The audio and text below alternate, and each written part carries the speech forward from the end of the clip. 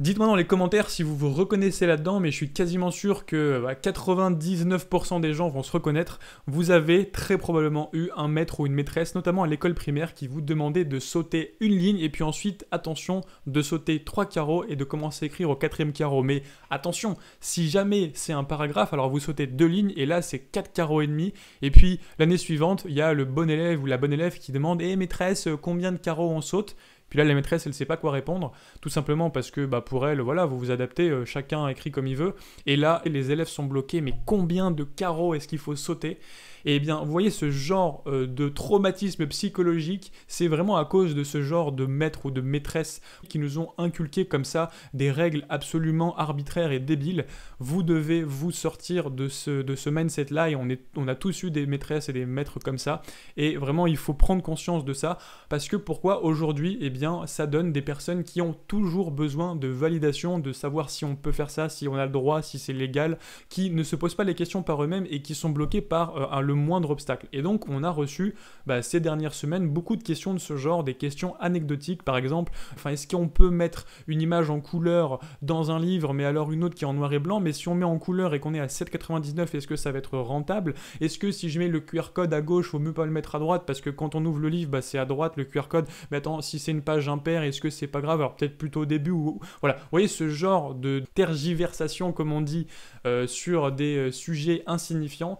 Ça n'apporte rien, c'est pas ça qui va vous faire réussir. Ce qui vous fera réussir, c'est de passer à l'action, de faire les choses et de vous remettre en question. Si ça fonctionne, tant mieux, vous dupliquez, vous mutualisez, vous scalez, vous optimisez. Si ça fonctionne pas, vous changez de direction de manière diamétralement opposée et vous oubliez sans trop d'émotion ce que vous avez fait. C'est pas grave si on fait des ratures, c'est pas grave si on se trompe. Ça aussi, les ratures, on a tous eu des maîtres ou des maîtresses qui voulaient pas qu'on utilise du blanco ou qui voulaient pas d'effaceur, qui voulaient que qu'on raye à la ligne proprement, etc.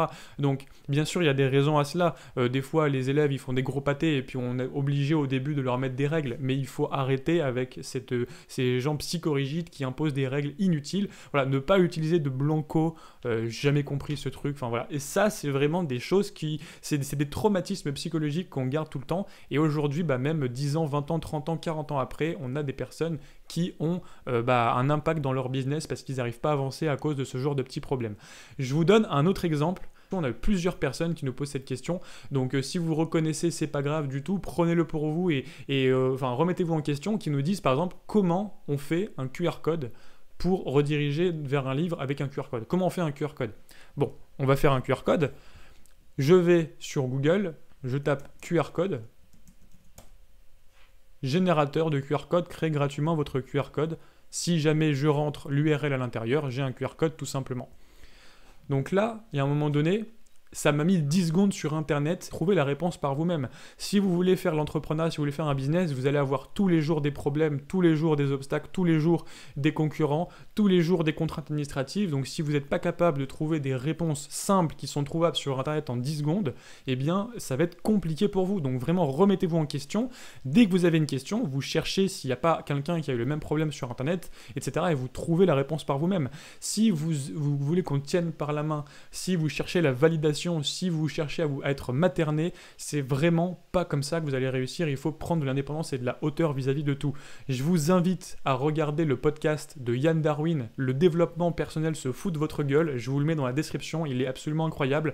Donc où il dit arrêtez de chercher la validation, cherchez les félicitations. C'est vraiment hyper important. On a trop de personnes qui cherchent la validation, qui achètent des formations pour se rassurer, qui achètent des formations pour être sûr qu'elles vont dans la bonne direction, etc. au lieu de passer à l'action. Il faut prendre des contenus, il faut se former, mais il faut aussi prendre de la hauteur vis-à-vis des choses, c'est hyper important.